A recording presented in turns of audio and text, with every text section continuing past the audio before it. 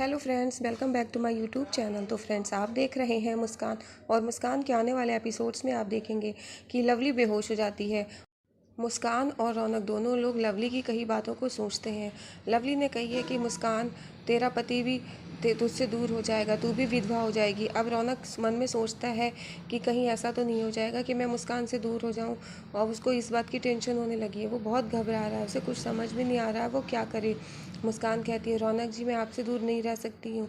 और फिर रौनक और मुस्कान आपस में बात करते हैं। तो रौनक मुस्कान से कहता है कि अगर मुझे कुछ हो जाता है, मैं मर जाता हूँ, कुछ भी हो जाता है, तो तुम मुझसे वादा करो कि तुम शादी कर लोगी, तुम अपनी ज़िंदगी में आगे बढ़ोगी।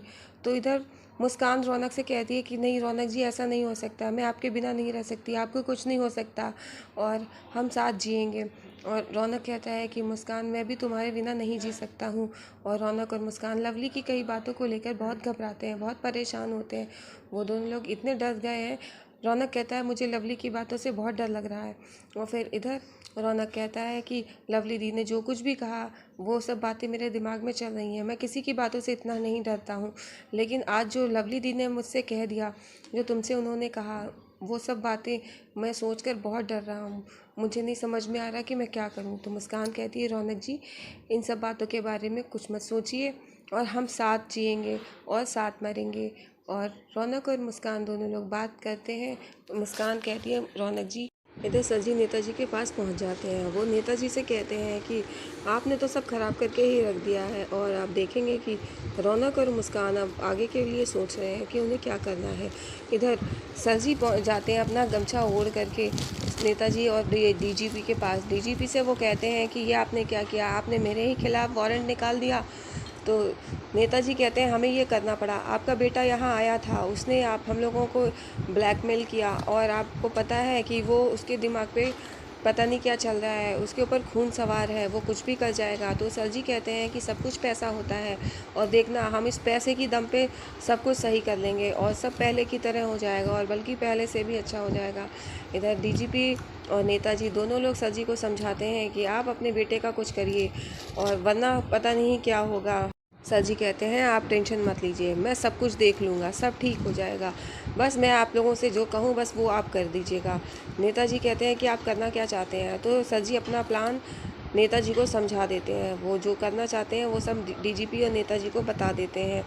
और फिर इधर नेताजी कहते हैं कि जो भी करना है आप जल्दी करिए, वरना हमें नहीं पता आपका बेटा क्या करेगा और वो हमसे क्या करवाएगा।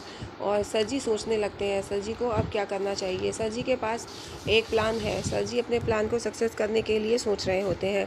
और इधर आप देखेंगे घर पे रौनक और मुस्कान बैठे आपस में सोच रहे होते हैं, उन्हें समझ में नहीं आता है। वो लैपटॉप खोलकर कुछ डिसाइड कर रहे होते हैं कि अब क्या करना चाहिए। सर जी की ताकत पैसा थी, पैसा तो सब हमने उनसे छीन लिया, अब उनके पास तो कुछ बचा नहीं है, अब तो वो मुंह छुपा कर घूम रहे हैं। बस कुछ ऐसा करना चाहिए, कैसे भी करके उनके पास पैसा नहीं आना चाहिए। अगर उन्होंने पैसा पा लिया तो वो पैसे की दम पे अपनी सारी रेपुटेशन वापस ले लेंगे, जो कुछ भी उन्होंने खोया है वो सब वापस आ जाएगा।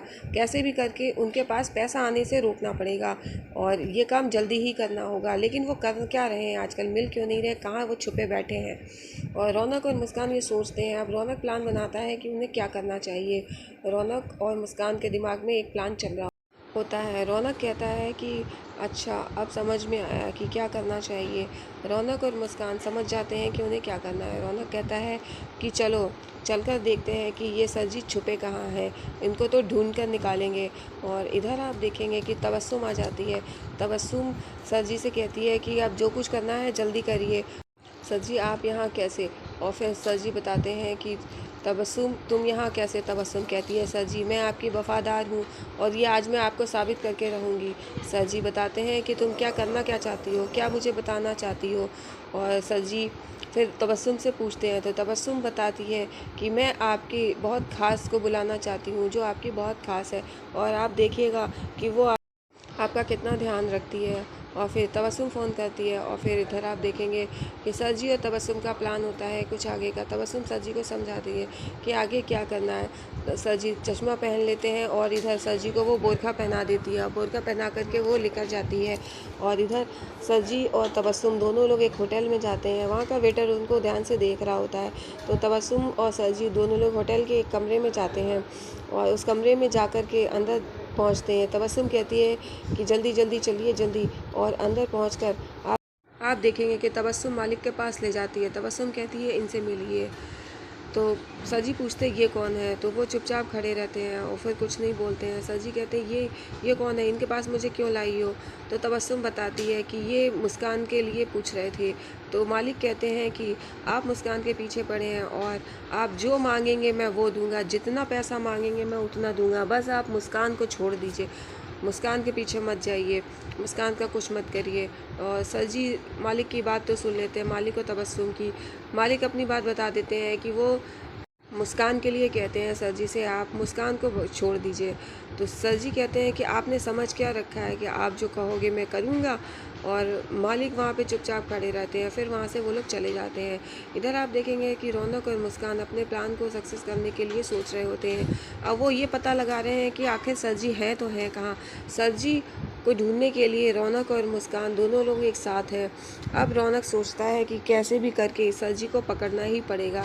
इधर तबस्सुम के पास कॉल आती है, सब तबस्सुम कॉल अटेंड करती है। फिर वो सर जी से कहती है कि सर जी आपसे कोई मिलना चाहता है। और इधर आप देखेंगे कि रौनक और मुस्कान दोनों लोग लवली के वहाँ पे हैं। दीपेंद्र के दाह संस्कार के बाद वो दोनों लोग सर जी को ढूंढने के लिए वहाँ से निकलते